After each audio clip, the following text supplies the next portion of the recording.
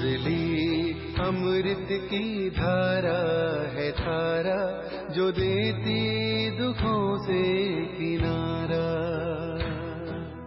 मुरली अमृत की धारा है धारा, जो देती दुखों से किनारा। भूले जीवन में हो जाए शिव बाबा मुरली में समझाए। भूले जीवन में हो जाए शिव बाबा। ओम शांति। आज की तारीख है 4/1/2024 के बाबा के साकार महावाक्य। मीठे बच्चे मुख्य है याद की यात्रा। याद से ही आयु बढ़ेगी, विक्रम विनाश होंगे। याद में रहने वालों की अवस्था बोल चाल बहुत फर्स्ट क्लास होगा। बाबा ने प्रश्न पूछा, तुम बच्चों को देवताओं से भी जास्ती खुशी होनी चाहिए, क्यों? बाबा ने उत्तर दिया, क्योंकि तुमको अभी बहुत बड़ी लॉटरी मिली है। भगवान तुम्हें पढ़ाते हैं। सतयुग में देवता देवताओं को पढ़ाएंगे, यहाँ मनुष्य मनुष्यों को पढ़ाते हैं, लेकिन तुम आत्माओं को स्वयं परमात्मा पढ़ा रहे हैं। तुम अभी सब दर्शन चक्रधारी बन रहे हो। तुम्हारे में सारी नॉलेज है, देवताओं में यह नॉलेज भी नहीं। गीत जाग सजनिया जाग।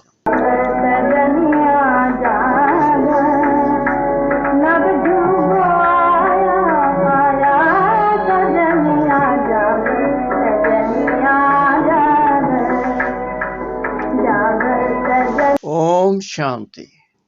नए युग में होते हैं देवी देवताएं, है वह भी मनुष्य, परंतु उनके गुण देवताओं जैसे होते हैं। वह है वैष्णव डबल अहिंसक। अभी मनुष्य डबल हिंसक हैं, मारा मारी भी करते, काम कटारी भी चलाते। इसको कहा जाता है मृत्यु लोक। जिसमें विकारी मनुष्य रहते हैं उसको कहा जाता है देवलोक। जिसमें देवी देवता रहते हैं वह डबल अहिंसक थे, उनका भी राज्य था। कल्प की आयु लाखों वर्ष की होती तो कोई बात का ख्याल भी नहीं आता। आजकल कल्प की आयु कम करते जाते हैं, कोई 7,000 वर्ष कहते, कोई 10,000 कहते। यह भी बच्चे जानते हैं कि बाप है ऊंचे ते ऊंचा भगवान, और हम उनके बच्चे रहते हैं शांति धाम में।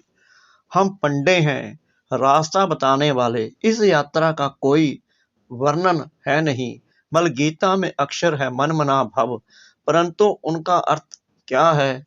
अपने को आत्मा समझ बाप को याद करो। यह किसकी बुद्धि में नहीं आता। जब बाप आकर समझाए तब किसकी बुद्धि में आए। इस समय तुम मनुष्य से देवता बनते हो। मनुष्य यहाँ है, देवता सतयुग में होते हैं। बरोबर तुम अभी मनुष्य से देवता बनते हो। तुम्हारी यह ईश्वरीय मिशन है। निराकार परमात्मा को कोई मनुष्य तो समझ ना सके। निराकार को हाथ पांव कहाँ से आया? श्री कृष्ण को हाथ पांव सब कुछ है। भक्ति मार्ग के कितने शास्त्र बनाए हैं। अब तुम बच्चों के पास चित्तर आदि तो बहुत हैं।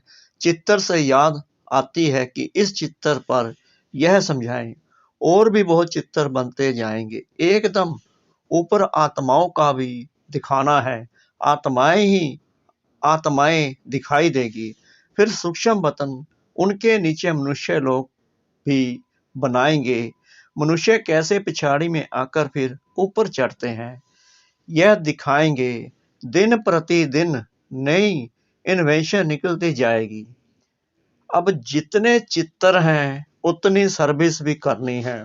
फिर ऐसे ऐसे चित्तर बनेंगे जिससे मनुष्य जल्दी समझ जाएंगे।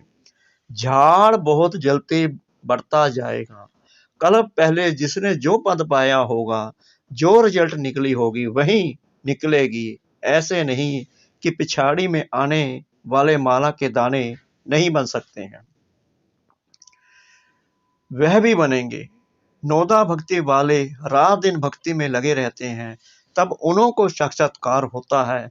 यहाँ भी ऐसे निकलेंगे, रात दिन मेहनत कर पतित से पावन बनेंगे।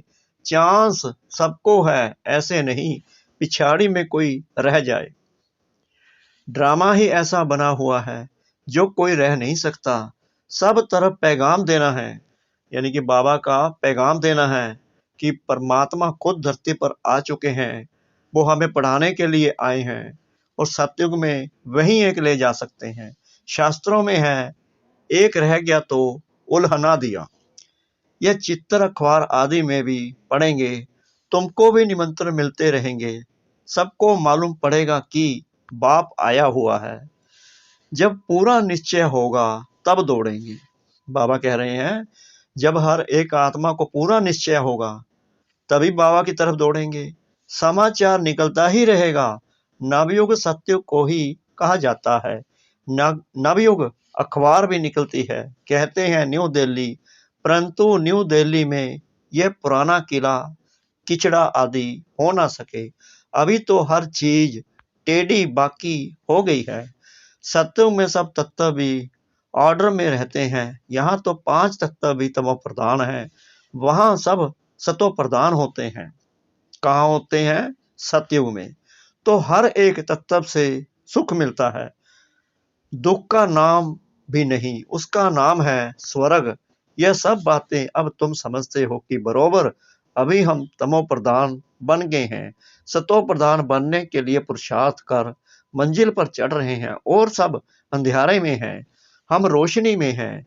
हम ऊपर जा रहे हैं और सब नीचे गिर रहे हैं। ये सब विचार सागर मंथन तुम बच्चों को करना है। शिव बाबा है सिखलाने वाला, वह तो मंथन नहीं करेंगे। ब्रह्मा को मंथन करना होता है, तुम सब विचार सागर मंथन कर समझाते हो।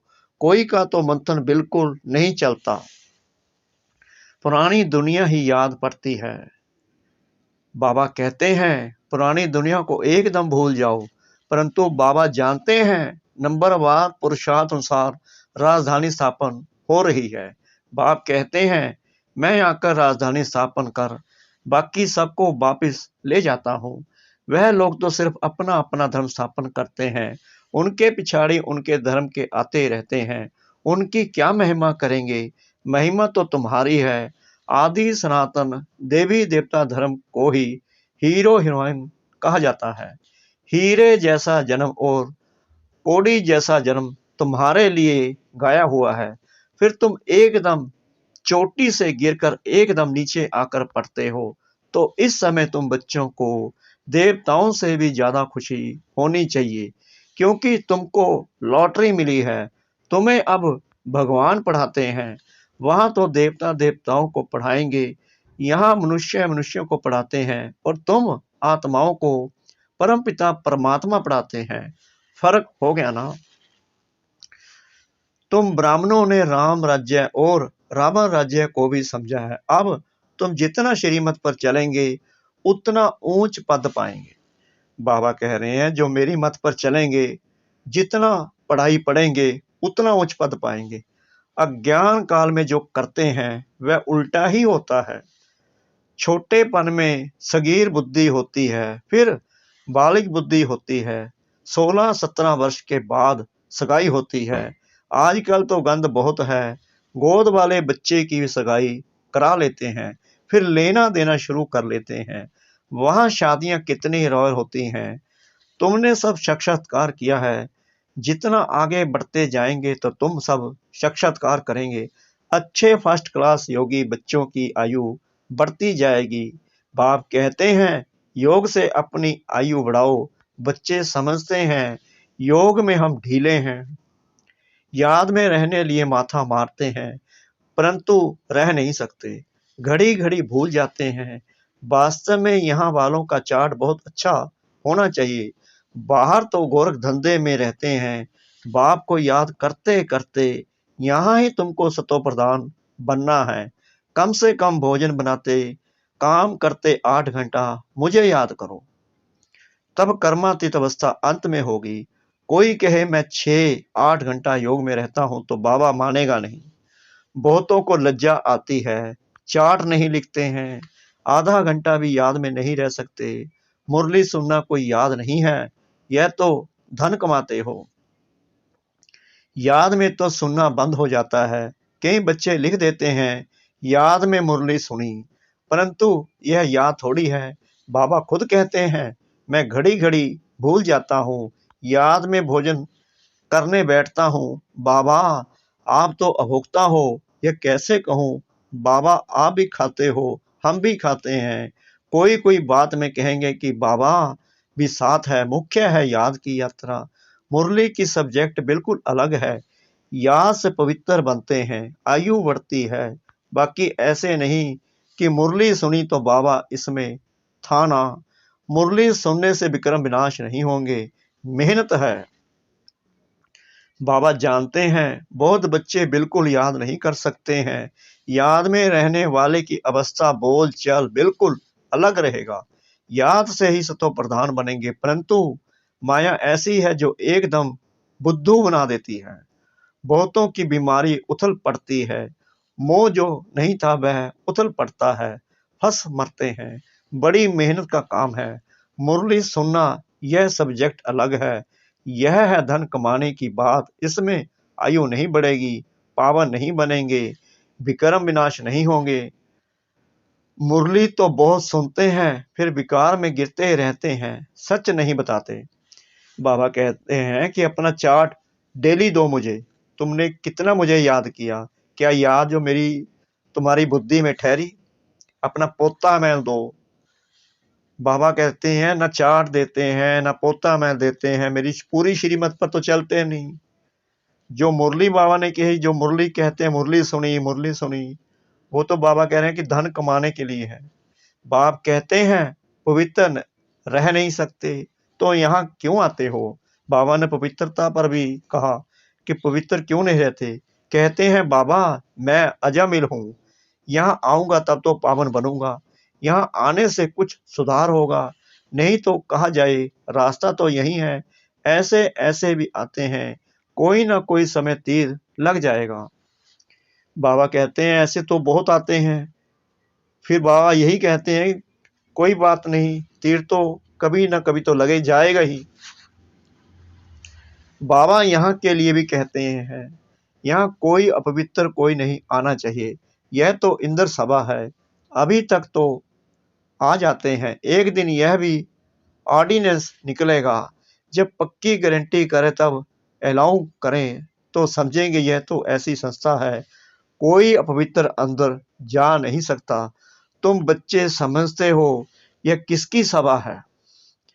हम भगवान ईश्वर सोमनाथ बबुलनाथ के पास बैठे हैं, वही पावन बनाने वाला है।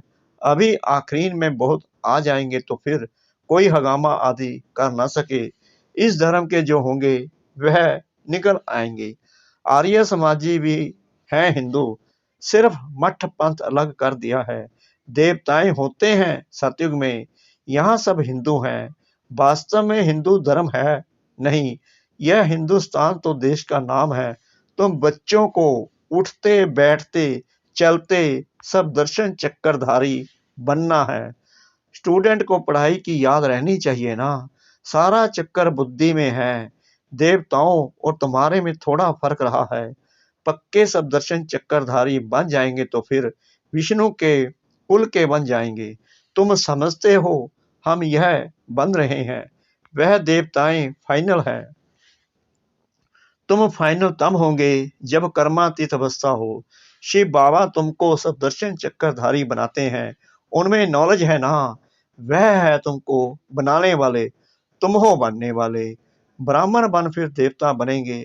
अब यह अलंकार तुमको कैसे दे। अब तुम पुरुषार्थी हो, फिर तुम विष्णु के कुल के बनते हो। सत्युग वैष्णव कुल है ना, तो ऐसा बनना है। तुमको तो मीठा बनना है, ऐसा वैसा अक्षर बोलने से ना बोलना अच्छा है। एक दृष्टांत है, दो लड़ते थे, सन्यासी ने कहा मुख से मुहलरा डाल लो, कभी निकालना नहीं, रेस्पॉन्ड मिल ना सके। 5 विकारों को जीतना कोई मासी का घर नहीं है। कोई तो अपना अनुभव भी बताते हैं, हमारे में बहुत क्रोध था, अब बहुत कम हो गया है, बहुत मीठा बनना है। कल तुम इन देवताओं के गुण गाते थे, आज तुम समझते हो हम यह बन रहे हैं, नंबर वार ही बनेंगे। जो सर्विस करेंगे उनका नाम जरूर बाबा भी लेंगे। रास्ता बताना चाहिए, हम भी पहले कुछ नहीं जानते थे, अब कितनी नॉलेज मिली है। जो अच्छी रीति धारण नहीं करते तो उनकी रिपोर्ट आती है, बाबा इनमें तो बहुत क्रोध है। बाबा जानते हैं ये रूहानी सर्विस नहीं कर सकते तो फिर स्थूल सर्विस, बाबा की याद में रहकर सर्विस करें तो ओ भाग्य। एक दो को याद दिलाते रहो, याद से बहुत बल मिलेगा। याद करने वाले को फिर चार्ट रखना है, चार्ट से मालूम पड़ जाता है। हर एक को बाबा सावधान करते रहते हैं, विषय में शांति बहुत मांगते हैं। जरूर कभी विषय में शांति थी, सत्य में अशांति की कोई बात भी नहीं। स्वीट बाप स्वीट बच्चे सारे विषय को स्वीट बनाते हैं। अब स्वीट कहाँ है, मौत ही मौत लगा पड़ा है। यह खेल अनेक बार होता है और होता ही रहता है, एंड हो नहीं सकती, चक्कर फिरता रहता है। अच्छा मीठे मीठे सिकला दे बच्चों प्रति माता पिता बाप दादा का याद प्यार और गुड मॉर्निंग। रूहानी बाप की रूहानी बच्चों को नमस्ते। हम रूहानी बच्चों की रूहानी बाप दादा को श्रद्धा भरी प्रेम भरी नमस्ते। शुक्रिया बाबा, शुक्रिया बाबा, शुक्रिया बाबा इस मीठी मीठी मीठी मुरली के लिए। धारणा के लिए मुख्य सार। नंबर 1, विक्रम विनाश करने व आयु को बढ़ाने के लिए याद की यात्रा में जरूर रहना है। याद से ही पावन बनेंगे, इसलिए कम से कम 8 घंटा याद का चार्ट बनाना है। नंबर 2, देवताओं समान मीठा बनना है। ऐसा वैसा कोई शब्द बोलने की बजाय ना बोलना अच्छा है। रूहानी व स्थूल सर्विस करते बाप की याद रहे तो अहोभाग्य। मुरली का वरदान।